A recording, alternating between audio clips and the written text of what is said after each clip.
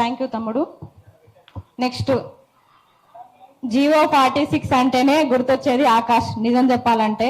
ఎందుకంటే కేసుల విషయంలో ఆ కేసు కొట్టివేసినప్పుడు ఆ కోర్టు ముందు ఎంత కన్నీటి పర్యంతమైందో అయితే నేను స్వయంగా చూసిన. మా సోదరుడు నిజంగా చాలా కష్టపడ్డాడు ఆ కేసు గురించి, 46 కేసు గురించి. ఆ జీవో రద్దు చేయడంలో చాలా ఎఫర్ట్ పెట్టిండు. అయినా సరే దాని వల్లనే ఈరోజు ఉద్యోగాన్ని కోల్పోయి ఎంతో మంది తల్లులకు కొడుకులుగా మారి వాళ్ళ ఆర్తనాదాలు వింటూ వాళ్ళ కన్నీళ్లను తుడుస్తూ ఈ రోజు జీవో 46 ని రద్దు చేయడంలో ప్రముఖ పాత్ర వహిస్తున్న ఆకాష్ గౌడ్ ని మాట్లాడవలసిందిగా కోరుతున్నాం.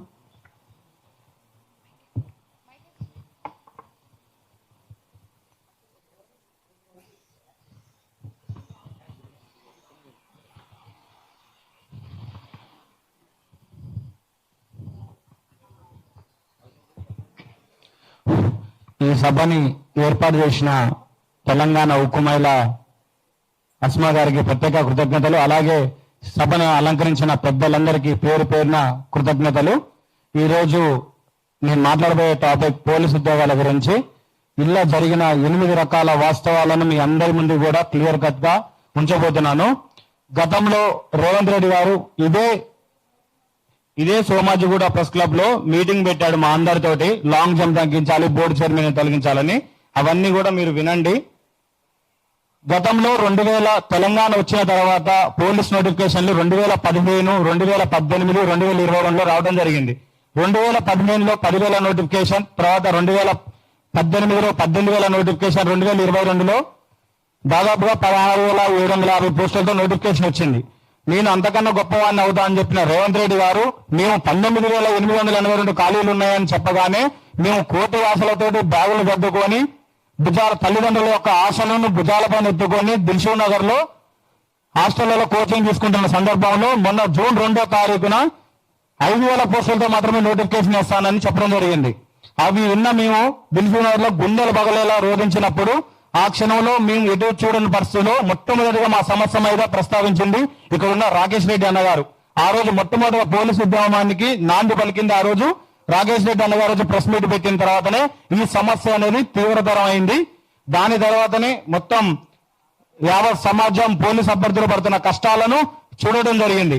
అలాగే నేను అధికారంలోకి రాగానే జీవో నెంబర్ 46ని రద్దు చేస్తా అని చెప్పిన వ్యక్తి అధికారంలోకి వచ్చిన తర్వాత కూడా జీవో నెంబర్ 46 మీద మళ్ళీ ఎమ్మెల్సీ ఎలక్షన్ లో గెలిచిన వ్యక్తి. ఆ గెలిచిన వ్యక్తి ఎటుపోయిందో తెలియదు, ఆ ఓట్లు అడిగిన వ్యక్తులు ఎటుపోయారో తెలియదు. కానీ మేము ఓట్లు వేయని వ్యక్తి మాత్రం మా కోసం ఇప్పటిదాకా కూడా కొట్లాడుతున్న వ్యక్తి రాకేష్ రెడ్డి అన్న. ఆయనకు ముందుకు ఈ సభ వేదికగా కృతజ్ఞతలు తెలియజేస్తున్నాను. అలాగే జీవో నెంబర్ 46ని రద్దు చేస్తా అని చెప్పి 4 జిల్లాలలో ఓట్లు పొందిన రేవంత్ రెడ్డి గారు, ఎమ్మెల్యేలు, మినిస్టర్లు కూడా ఇందులో ఎంత ద్రోహం జరిగిందంటే కేబినెట్ సబ్ కమిటీ ద్వారా 2018 ప్రెసిడెన్షియల్ ఆర్డర్ లో ఉన్న దీన్ని సవరణ చేస్తా అని చెప్పి ఏ జిల్లాలో అయితే నష్టపోయినాయో ఖమ్మం, వరంగల్, నల్లగొండ, మహబూబ్నగర్, కరీంనగర్ జిల్లాల నుంచి ఒక్క మినిస్టర్ కూడా కేబినెట్ సబ్ కమిటీలో మెంబర్ లేకుండా ఏ జిల్లాలో అయితే లబ్ధి పొందిందో ముఖ్యంగా సంగారెడ్డి జిల్లాకు చెందిన దామోదర్ రాజనరసింహని దీని కమిటీ అధ్యక్షుని చేసిండు. ఒకరోజు మేమందరం వెళ్తే నా జిల్లాకి అన్యాయం జరుగుతున్నప్పుడు నేనెందుకు ఈ జీవోను రద్దు చేస్తా అని ప్రశ్నించిన వ్యక్తిని మళ్ళీ మిగతా 5 జిల్లాలో ఉన్న మినిస్టర్లకు ఆ దమ్ము లేదా?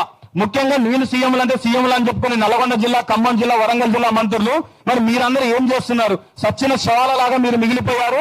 ఎవరో ఒకటి నాకు జిల్లాకు అన్యాయం జరుగుతుందని ఈ 5 జిల్లాల విద్యార్థులను మరణ శాసన జీవో నెంబర్ 46 రద్దు చేయలే. అలాగే ఏజ్ రిలాక్సేషన్ 36, 38 సంవత్సరాలు ఉండాలి. జీవో 31 తీసుకొచ్చారు. అదంతా మా ఫ్రెండ్స్ అందరూ చెప్పారు. జీవో 31 తీసుకొచ్చి 32 సంవత్సరాలు గతంలో కేసీఆర్ గారు ఇస్తే నేను అంతకన్నా గొప్పవాడిని అనిపించుకోవడం కోసం 34 సంవత్సరాలు ఏజ్ రిలాక్సేషన్ ఇస్తా అని చెప్పి 2024 ఫిబ్రవరి 20 నుంచి 2026 ఫిబ్రవరి 20 వరకు ఆ జీవో 32 నుంచి 34 సంవత్సరాలు చేసిండు.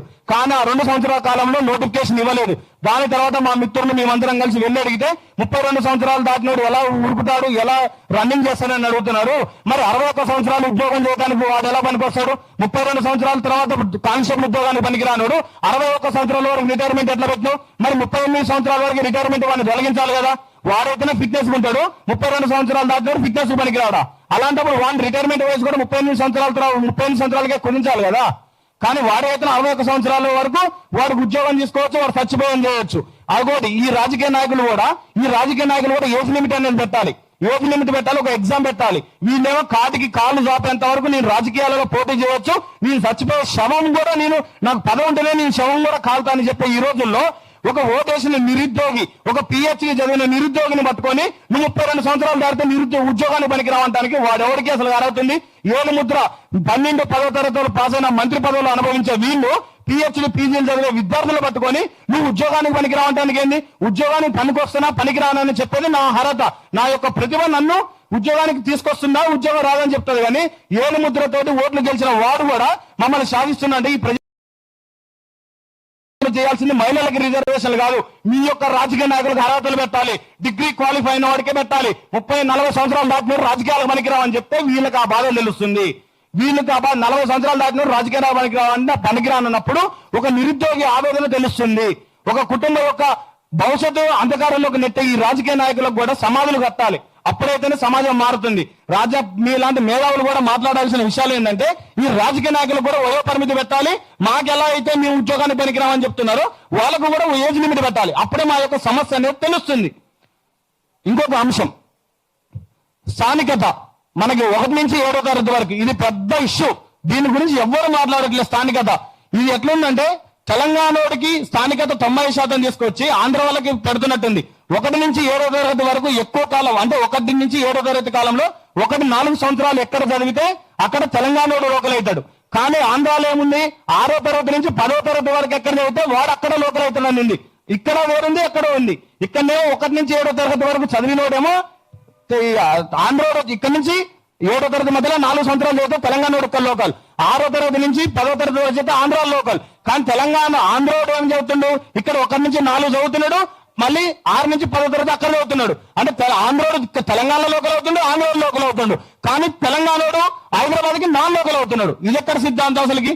ఈ ఏసీ గదులలో కూర్చొని ఐఏఎస్ ఐపీఎస్ అధికారుల వల్ల తెలంగాణ అస్తిత్వం మీద అవగాహన లేని ఈ ఐపీఎస్ అధికారులు చేసే దానికి తెలంగాణ నిరుద్యోగులు బలవుతున్నారు. ఈ అంశాల మీద ఎవరు మాట్లాడట్లేదు, ఎందుకంటే చాలా ఇబ్బందిగా ఉన్నది. అలాగే పీజీఎస్పీ పోస్టులను గ్రే హౌస్ రద్దు చేయడం ద్వారా 2500 పోస్టులు, మాకు రావాల్సిన 2500 పోస్టులను ISW, cyber crime, eagle, narcotics ఇలాంటి డిపార్ట్మెంట్లలో సివిల్ వాళ్ళని తీసుకోవాల్సింది పోయి పీజీఎస్పీ పోస్టులను తీసుకొచ్చి అల్లబెట్టడం వల్ల గ్రామీణ ప్రాంత విద్యార్థులలో రన్నింగ్ చేసి కొద్దిగా చదువు వచ్చి గవర్నమెంట్ స్కూల్ చదివిన విద్యార్థులకు రావాల్సిన జాబులన్నీ కూడా రద్దు అయిపోతున్నాయి. 2800 పోస్టులు రద్దు చేసి, అలాగే జీవో నెంబర్ 46 మీద క్యాబినెట్ సబ్ కమిటీ బయట పెట్టకుండా ఆ జీవో నెంబర్ 46 వస్తే ఎక్కడో రాబోయే 2 లక్షలలో ఇబ్బంది అవుతుందని తెలిసి అసలు ఆ పోస్టులను ఎలిమినేట్ చేసేయండి. ఉమ్మడి ఆంధ్రప్రదేశ్ చరిత్రలో 75 సంవత్సరాల కాలంలో వచ్చిన పోలీస్ నోటిఫికేషన్ లో ఎప్పుడు కూడా టీజీఎస్పీ పోస్ట్ లేకుండా నోటిఫికేషన్ రాదు. ఇప్పుడు రాబోతున్న నల్గొండ, మహబూబ్ నగర్, వరంగల్, ఖమ్మం జిల్లాల్లో ఎక్కడ ఈ జీవో నెంబర్ 46 ఇంప్లిమెంట్ చేస్తుంది పతనమవుతున్న ఉద్దేశంతో ఆ జీవో నెంబర్ 46 సంబంధించిన పోస్టులను ఎత్తేసిండు. దీన్ని కూడా వెంటనే మాకు రావాల్సిన పోస్టులను ఇవ్వాల్సిందే కోరుకుంటున్నాం. అలాగే లాంచ్ జంప్ ఇష్యూ, ఇదే సోమాజిగూడ ప్రెస్ క్లబ్ లో ఇక్కడనే ఇదే ప్రెస్ లో మేము కూడా ఉన్నాం. Last time best of 3 events లో 2 ఈవెంట్స్ మాత్రం చేసిన వాడికి అర్హత సాధించాలని చెప్పి ఇదే సోమాజిగూడ ప్రెస్ లో ఇప్పుడు ముఖ్యమంత్రి రేవంత్ రెడ్డి గారు బోర్డు చైర్మన్ తొలగించాలి, వెంటనే 2 ఈవెంట్స్ చేసిన వాడికి అవకాశం కల్పించాలని ఇదే సోమాజిగూడ ప్రెస్ క్లబ్ లో మాట్లాడిన వ్యక్తి అదే బోర్డు చైర్మన్ కొనసాగించిండు. ఇప్పుడు వచ్చిన నోటిఫికేషన్ లో 4 మీటర్లు చెప్పిండు. అంటే ఓడదాటిన తర్వాత ఓడమల్లయ్య అన్నట్టు బోడమల్లయ్య అన్నట్టు ఈ రేవంత్ రెడ్డి గారు ఇలా ప్రవర్తిస్తున్నారు. ఆ రోజు నిరుద్యోగులను ఓట్ల కోసం వాడుకున్న రేవంత్ రెడ్డి గారు అధికారంలోకి వచ్చిన తర్వాత అదే సిద్ధాంతాలను ఇదే నోటిఫికేషన్ ప్రవేశపెట్టిండు. అంటే ఎవరి మీద చీటింగ్ కేసు పెట్టాలి? చీటింగ్ కేసు పెట్టాలి కదా. అదే చీటింగ్ కేసు నేను, ఇంద్రా నాయక్ అన్న, కుమార్ అన్న, జాదవ్ అన్న మేము అందరం కలిసి సరూనగర్ పోలీస్ స్టేషన్ లో కేసు పెడతానికి పోతుంటే సీఎం మీద కేసు తీసుకోడు. కానీ సీఎం ని నేను ఇప్పుడు ఏదైనా ఒక అన్పార్లమెంట్ లాంగ్వేజ్ వాడితే నా మీద కేసులు బుక్ అవుతాయి. అంటే రాజ్యాంగం చట్టం ముందు ఆర్టికల్ 14 అందరూ సమానం అని చెప్పినప్పుడు రేవంత్ రెడ్డి ముఖ్యమంత్రి పైనుంచి ఊడిపడతాడా? ఎవడు ఊడిపడే కదా. మేము ఓట్లేస్తే ఆ స్థాయిలో కూర్చున్న వ్యక్తి మా మీద అబద్ధాలు చెప్పి మమ్మల్ని ఆ రోజు ఉసుగొల్పిన వ్యక్తి మీద చీటింగ్ కేసు పెడితే పోలీసులు ఎందుకు తీసుకోరో చెప్పాలి. అదొకటి. సార్, తెలంగాణ నిరుద్యోగుల ఉద్యమాన్ని ముందుండి నడిపించిన అశోక్ సార్ గారిని స్టేజ్ ని అలంకరించవలసిందిగా కోరుకుంటున్నాం.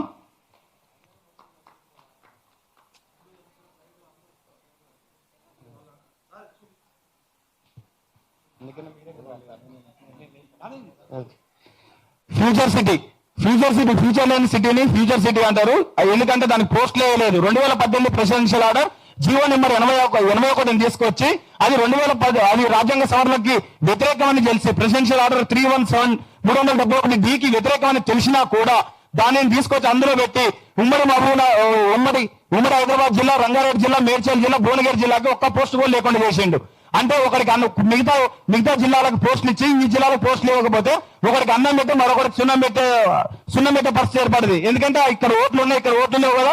ఇక్కడ కూడా త్వరలో జిహెచ్ఎం సెలక్షన్లు ఉన్నాయి, ఇక్కడ కూడా మీకు ఇవన్నీ చేస్తారు. అంటే ఇన్ని అంశాలు తప్పులు జరుగుతున్నా కూడా ప్రతిపక్ష పార్టీలు మాట్లాడుతున్నా కూడా ఎవరైతే వెళ్ళి పార్టీలు కలుస్తుంటే వాడు ఆ పార్టీ ఈ పార్టీ అంటాడు. ఇదే రేవంత్ రెడ్డి గారు బీఆర్ఎస్ లో ఉండొచ్చు, టీడీపీలోకి రావచ్చు, కాంగ్రెస్ లో రావచ్చు, నరేంద్ర మోడీతో ఫోటో దిగవచ్చు. ఇంతమందితో ఫోటో దిగితే తప్పులేదు. కానీ మేము పోయి ఏదైనా నాయకుడు కనుక ఒక వినతి పత్రం ఇచ్చి ఫోటో దిగితే వీడు ఆ పార్టీ కోవట్టు, వీడే కోవట్టు. మరి మీ ఒక పార్టీని కలిసిన ఒక పార్టీ కోవట్టు అయితే నువ్వు ఇన్ని పార్టీలు మారి ఇంతమందితో ఫోటోలు దిగినావు కదా. మరి నువ్వే పార్టీ కోవట్టు? మన భద్రత వెళ్ళినప్పుడు నువ్వు కేటీఆర్ సార్ కూడా ఫోటో దిగినావు. అంటే నువ్వు కేటీఆర్ కి కోవట్టు అన్నట్టే కదా అర్థం. మరి అంటే ప్రజాస్వామ్యంలో ప్రతిపక్షాలు కలిసిన ప్రతి ఒక్కరిని కూడా ఏదో భూతద్వాల పడి చూపిస్తున్నారు. దీని ద్వారా నేను కాంగ్రెస్ సోషల్ మీడియాకు కూడా చెప్తున్నా, నల్లగొండ, మహబూబ్ నగర్ రాబోయే ఇప్పుడు వచ్చిన నోటిఫికేషన్ లో మీ పిల్లవాళ్ళు ఉంటారు, ఎమ్మెల్యే ఎంపీటీసీకి పోటీ చేసిన సర్పంచ్ కొడుకులు ఉంటారు, కాంగ్రెస్ పార్టీకి సంబంధించిన అన్ని అధికారంలో ఉన్న నాయకులు అందరికీ కూడా ఉంటారు. నువ్వు నీ పార్టీ అని జబ్బలు దరుచుకుంటున్నావు కదా. అక్కడ నష్టపోయేది నీ కొడుక్కి. మేమందరం మాట్లాడేది నీ కొడుకులకు ఉద్యోగాలు రావాలని. కానీ నువ్వు మా అందరి ఫోటోలు పెట్టి ట్రోల్ చేయడం వల్ల నష్టపోయేది నువ్వే. అది గుర్తుంచుకో. నీ నాయకుడు బాగానే ఉంటాడు, నీ నాయకుడు ఆస్తులు సంపాదించుకుంటాడు. కానీ మా గొంతు నొక్కితే నువ్వు నీ పిల్లవాడు అవస్థలు పడతాడు. 2 సంవత్సరాల తర్వాత ఆ నాయకుడు ఏ పార్టీలో ఉంటాడో తెలియదు. కానీ చచ్చిపోయేంత వరకు నీ కొడుకు నీ ఉద్యోగం లేక కన్నీటికి పర్వంత నువ్వే. ఉద్యోగం రాకపోవడానికి కారణం నువ్వే. ఇదంతా కూడా Congress media, social media warriors మరియు కాంగ్రెస్ పార్టీ నాయకులు, కార్యకర్తలు కూడా నీళ్ళగా అడగాల్సింది. అన్నా నువ్వు మన నియోజకవర్గాన్ని, మన జిల్లాకు ఉద్యోగాలు ఎందుకు రావాలో గల్లా బట్టి అడగాల పరిస్థితి నువ్వు తీసుకురావాల్సిందే కోరుకుంటూ నాకు ఈ అవకాశాన్ని కల్పించిన మిత్రులందరికీ thank you so much. Thank you Akash. Jio 46 తరపు నుంచి పోలీస్ ఆస్పిరెంట్స్ నుంచి అందరి ఆవేదనను తెలియజేసినందుకు